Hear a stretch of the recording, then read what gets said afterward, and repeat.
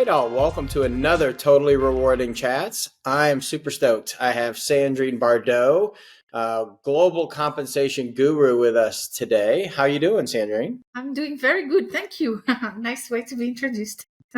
Well, it's true. So, actually, just so I don't do a disservice, give me elevator pitch. And since I know you have a lot of experience, we'll give you many floors on the elevator Okay, to cover it. So not just one or two, but if you give us your background, that would be awesome. sure.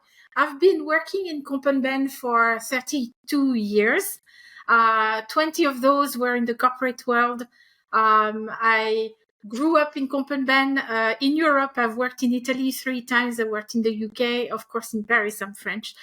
A lot of times, my companies that I worked with, I was very, very lucky. I worked with Airbus, with Philips, Microsoft, Apple, France Telecom, Fiat Group, Stellantis now.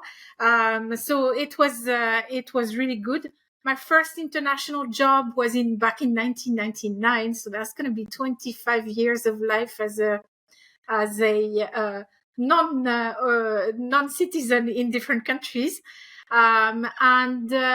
My last 2 corporate jobs, I was global head of performance and reward for 2 very large organizations that are quite famous in my part of the world now. I'm based in Dubai.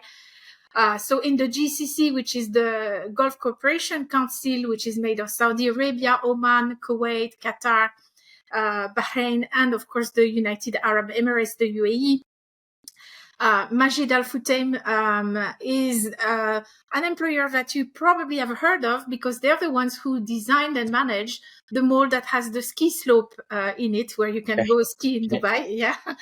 And the other one was Mubadala, which is one of the sovereign wealth funds of Abu Dhabi, one of the largest sovereign wealth funds in the world, managing all the assets, because Mubadala was actually acting more like some form of almost a private equity, like doing joint ventures, and the aim was to diversify the economy of the UAE. So those 2 global corporate roles across multiple industries, dozens of countries. After that, I was like, what do I do next? I still love Compenben. I don't want to be head of rewards for an even larger organization. I don't think it will bring me any kind of additional satisfaction. And so I left the corporate world and I set up my consultancy. And I was the first, as far as I know, the first independent total rewards consultant based in the region and serving the region. So I had to educate the market. It was a journey to tell them, hey, you don't need to always go to Korn Ferry, Hay and Mercer and the other big ones. There can be somebody else providing those services for you. And I'm very happy because now there's an ecosystem. When I was first talking of being independent consultants, people were like, what? Somebody can be independent in total rewards? And I was like, it's been existing in other countries for years and years. I lived in the UK. It's a very common type of position, but not in the region. So it's been nice. And I've been doing that now for 11 years as a consultant. 11 years is just a few days. So that's why we didn't want to give you just 2 floors of elevator. Yeah, it's impressive between the names and the different experience and actually the number of countries. It almost sounds like an impressive stop for just people vacationing to go on. Yes, it was as well. So before we jump in, I always ask people, what do you do for fun? Because, it's not just about work. What do you do for fun, for hobbies or outside of work? Yeah, I love traveling.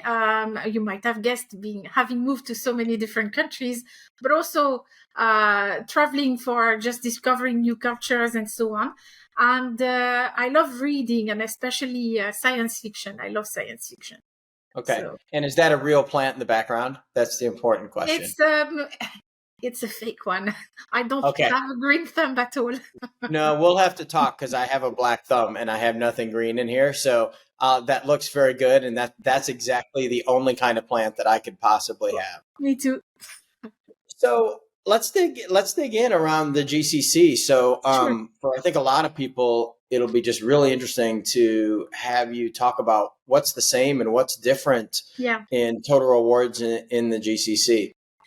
So I think it's a great question because we are in a very unique region when it comes to total rewards. So first of all, it has to do with the headcount composition.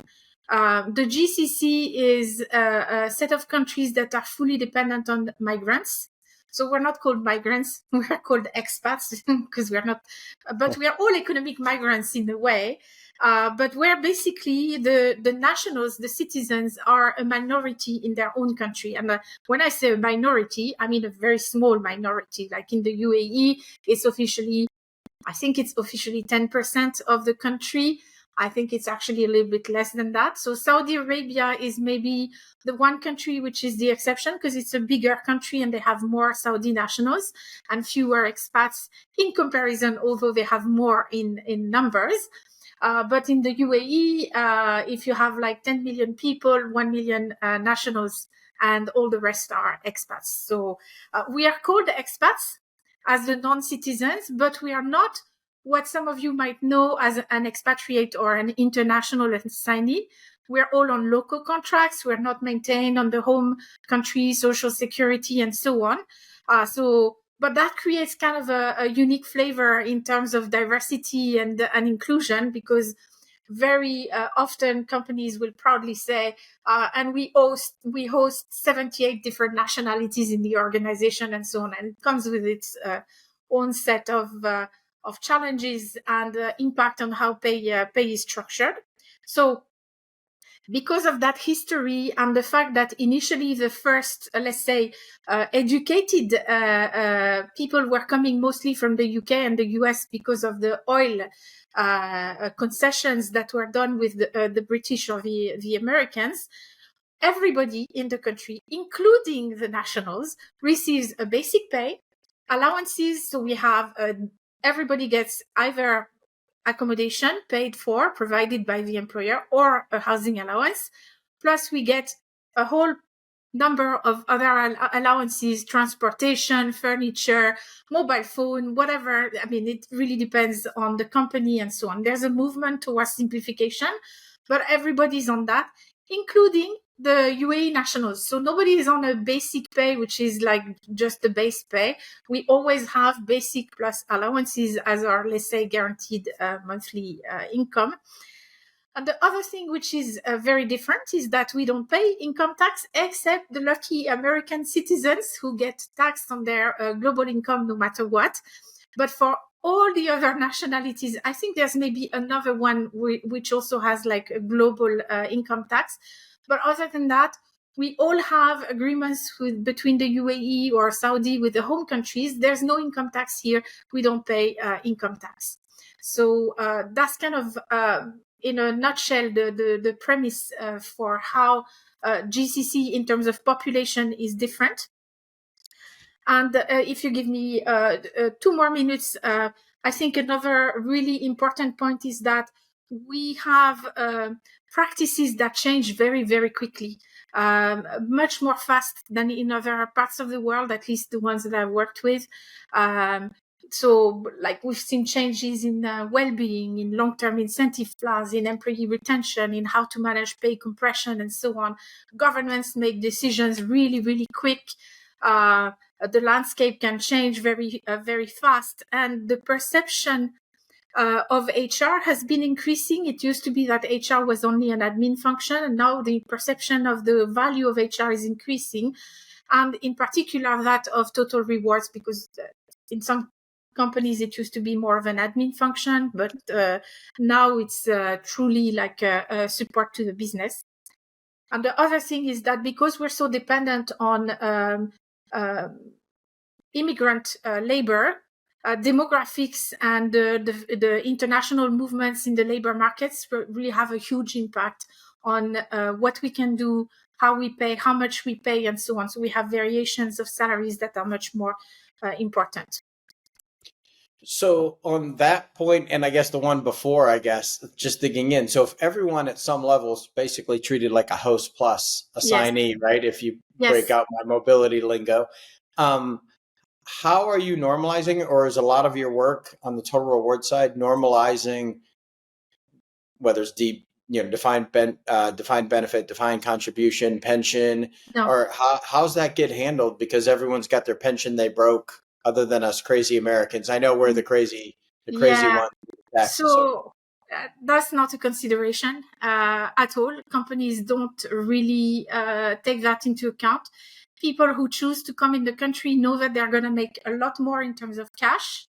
And they also know that they're going to make some sacrifices in terms of other things that maybe they're leaving behind. But except for some very high level, like senior executives, CEOs, and the likes, there's not like a differential of cost of living and all of that. No, the price is the price led by the market. And in most cases, people find it that it's a much higher salary than what they would make in their home country.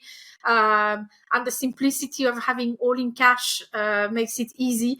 It also makes it easy. I don't know if you've seen, there's a reality TV series on Netflix called Dubai Bling. And that's exactly the kind of stuff that I really hate about Dubai, because people think that we all live like those multimillionaires and we go for brunch and spend $200,000 on a ring to go with an outfitter. No, that's not the real life in Dubai.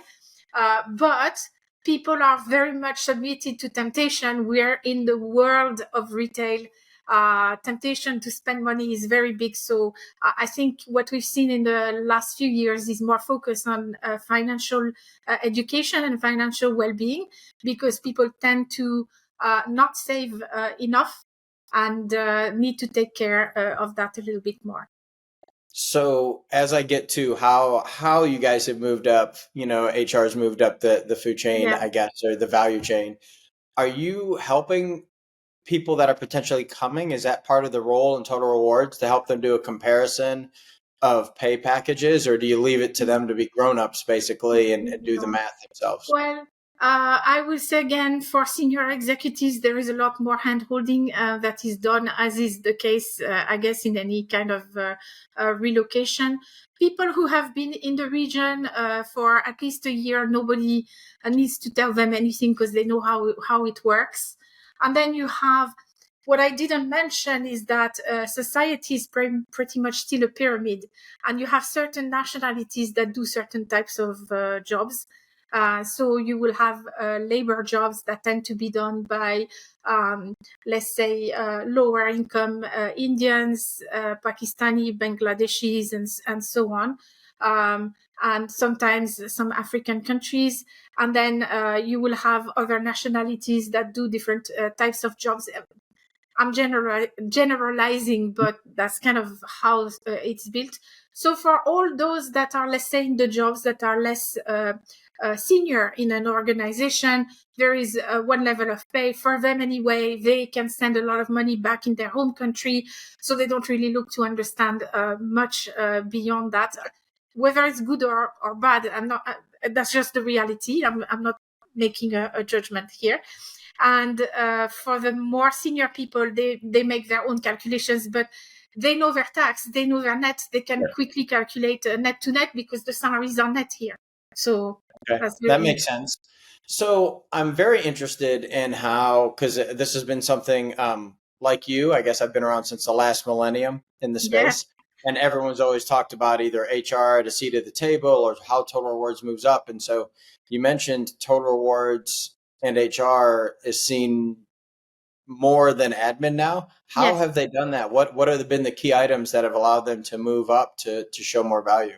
So I think unfortunately some of the global events that have shaken the whole world, such as the COVID crisis, the global economic crisis in 2008, 2009, and also the change of generations with the Gen Z demanding more support in terms of, or demanding is maybe a big word, but expecting more support in terms of well-being and especially mental health and so on. So COVID, for example, before COVID, the only well-being that was ever discussed in the GCC was physical well-being, and it was super classic, like a 10,000 step challenge, eat an apple instead of a Mars bar. I'm not doing advertising, but so And then, of course, with the COVID crisis, the focus on mental well-being, it became more accepted for people to talk about that. It was a huge taboo in the region before to talk about mental health. Because it was like, if you say I'm depressed, or I suffer from depression, people were like, oh, this person is cuckoo. And I'm like, no, there's a big difference.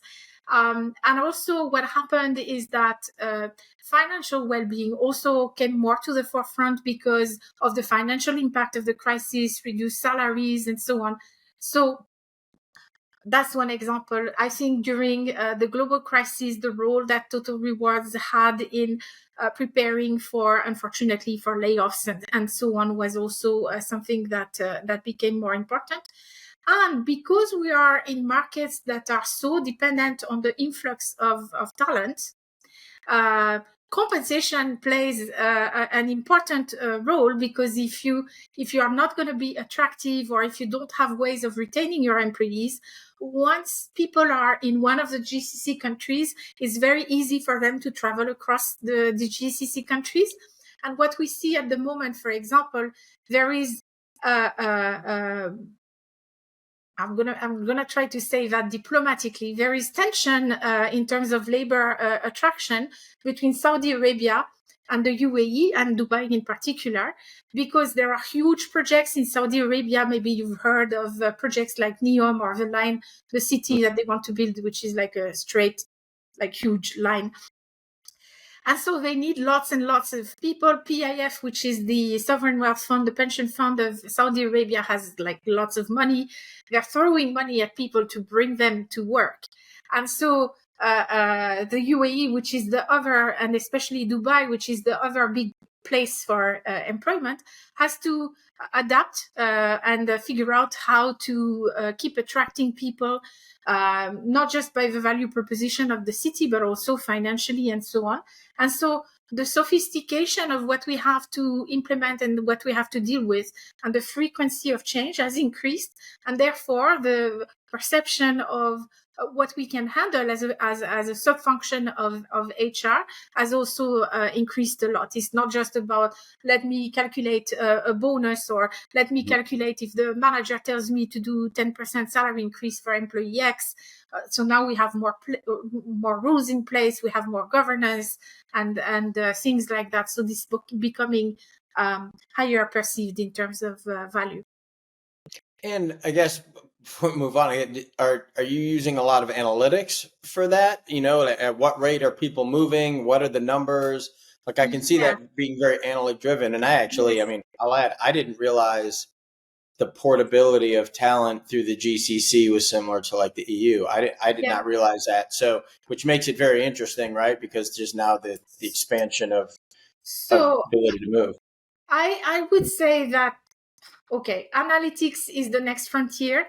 Some of the larger organizations are beginning to have HR analytics team in place, and they really look at their numbers. And interestingly enough, the examples that I know of are often in retail or customer-facing types of organizations, because probably they have more turnover, but they can also tie to revenue, and if they have multiple outlets and so on, they can go into more detailed analytics. Of course, if you're a manufacturing plant and you have like 2,000 steel workers or aluminum workers or something like that, you're not going to have the same need for as much detailed analysis, if only because they come in batch and all sorts of different reasons. So we're getting there. What we're seeing also is that CEOs are asking questions that are requiring us to do more analysis of the data.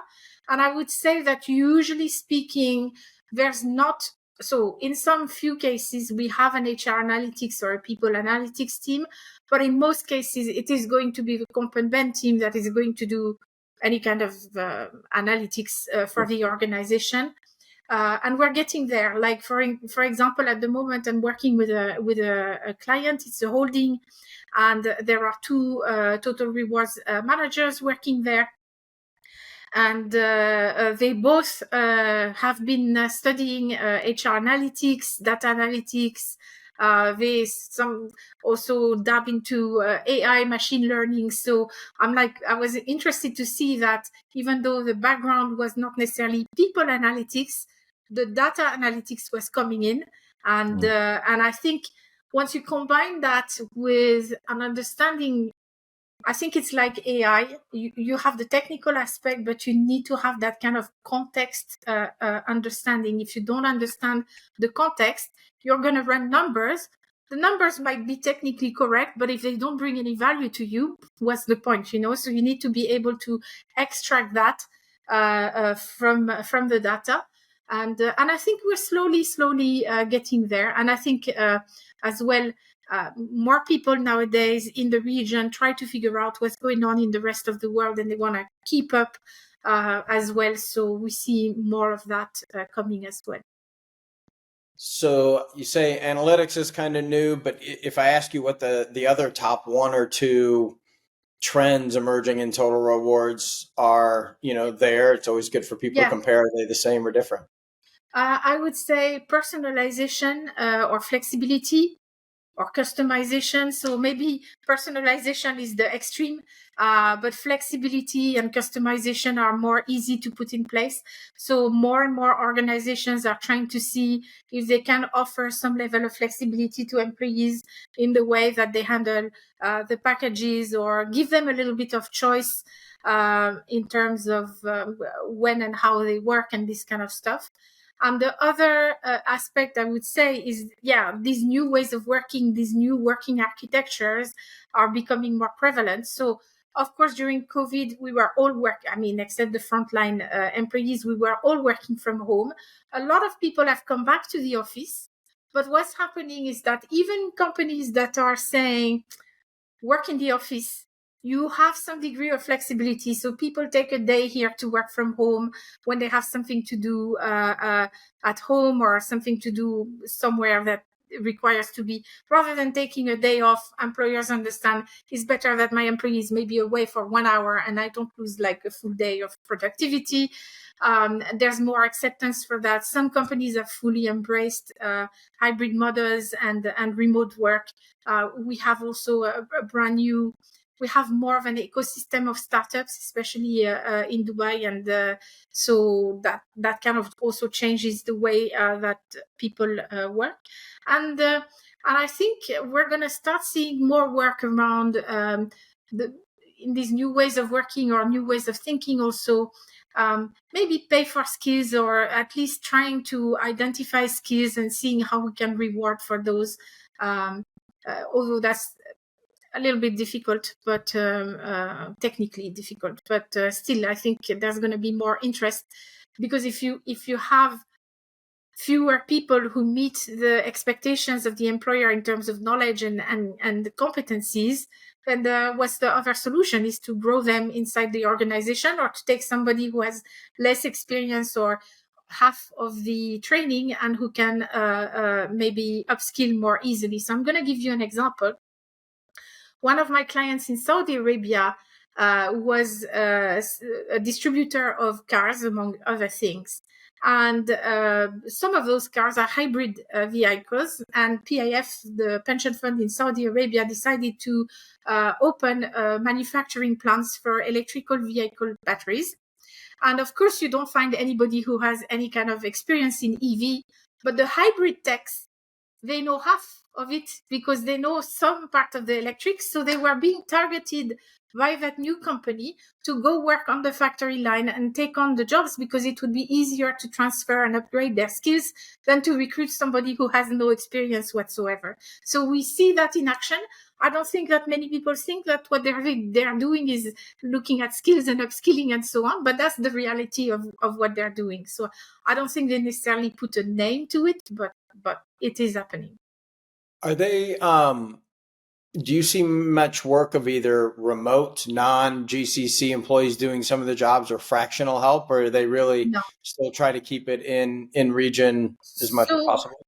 I think maybe for independent consultants like me, what's happening, a big difference between now and before COVID. Before, all the clients wanted me to be on site to do the work. It was like, if you're an independent consultant, you have to be like an employee. You have to be on site. We have to check what you're doing and so on. And like, I was fighting against it because I was like, you would never request the Korn Ferry Hay consultants or the Mercer consultants to be on site. Why do you want me to be on site? Anyway, and this has completely changed now, and they're much more open to parts of the work to be delivered remotely. But I think even as a consultant or as a gig worker, there are still parts of the job that are better done in person. So like if you're launching a project and for presenting the results, maybe a midpoint kind of catch up or whatever, you know. But this wasn't the case before. So I think that if you think that back in 2018, there was a survey that was done where GCC HR managers were saying that remote work was a fad and it would be gone within 2 years. I think if some of them think of what they said in that survey at the time, they're probably realizing now that they were very wrong, because even in the region, it's not maybe as prevalent as it would be in the US or as Europe, but even in the region, practices have changed. I mean, it's changed. Before we move on, I mean, personally, I'm getting on in almost 20 years remote, and it definitely ebbs and flows with unacceptable, weird, normal, back to not normal, and then obviously COVID. Everyone was like, "How do you do it?" Yeah. And now with return to office, it's very interesting too. I'm always torn between, there's the items that are in person that you do really well, and how do you make that happen? Yes. And then how do you find the best available talent on a larger scale instead of just in your region? So I'm fascinated by return to office. I don't have the answer, unfortunately. I'd probably do really well for companies if I had the answer, but I don't. So as a nerd, let me kind of dig in. I always have to ask, with all this stuff playing out in the region, how do you see technology in the region playing a role? And since you have such global experience, where do you think they are kind of globally in the technology world? I think that we're still in majority behind the Western world when it comes to technology. We still see, I once had a client not even 2 years ago, a multinational client operating in over 15 countries, and they didn't even have a single HRIS. Each country was doing its own HR system, and reporting was done through Excel sheets that took on average 3 to 4 months together because nobody wanted to share them. And that's the reality that we were facing. That is maybe kind of an extreme example for a company that was that large. But what we do see is that companies have often old systems in place, and they want to jump to the next level.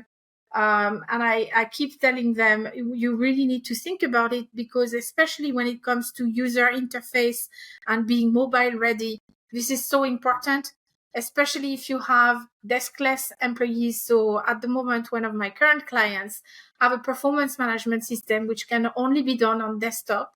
And they have, I would say, a good half of their total headcount is deskless employees. There's one computer in each shop or whatever. And I'm like, how do you want it to work? And how do you want people to fit with the deadlines that you're giving them when it's difficult for the people in the corporate who are all day long on their computer to actually do it? You need to have solutions that are mobile friendly and so on. So we're getting there. Some companies are doing the jump. They're going straight into, let's say, modern proposals. And we see also a lot of talk around artificial intelligence. How is it going to help? But I think a lot of companies are kind of worried about data privacy. And if I'm fully honest, I don't think it's so much about employee data privacy, but more about company secrets, financials, and all this kind of stuff. But still, there is an element of that. So testing is coming and so on. But I think that few organizations have a very clear view yet from an HR point of view of how they can benefit from AI, for example, except maybe in talent acquisition and still, I mean, because talent acquisition, the thing of talent acquisition is you have such huge numbers of CVs coming in and people to interview and so on. So it's a good initial use case.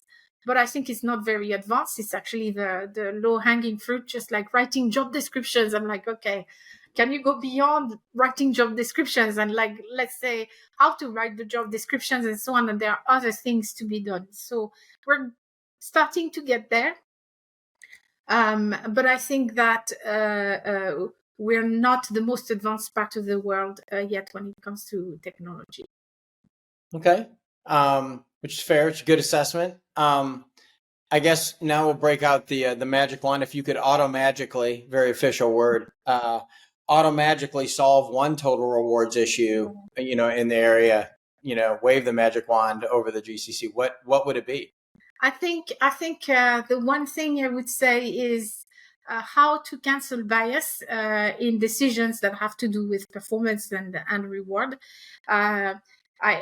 Whenever I talk to people and I talk to her about behavioral economics and subconscious biases and so on, every time I mention that in the trainings that I deliver, people are like, oh, they've not heard of it and so on. And then I give a few examples and they realize. And so I think that would be a great thing if globally we could get rid of that. We would benefit a lot. It's an interesting one because I think the technology is there, specifically around the pay equity bias when you're doing comp planning. There's remediation. We can all technically do it. But then you keep moving backwards in the chain. And so how do you not do it? So we're going to pay for performance, and how do we not allow the manager to be biased? But then is the performance rating biased? Yes. And how did the system get set up for the performing rating? And were the jobs graded so that the jobs were equal and I can get people in the same bucket? And so that paying equitably and fairly, there's a lot of pieces that go together. On it.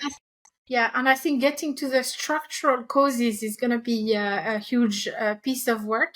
And if I may say, something which is also maybe even more important for us here in the region, in the GCC, I think we think of DEI in terms of gender, but we also often have government mandated programs for the nationals versus the expats.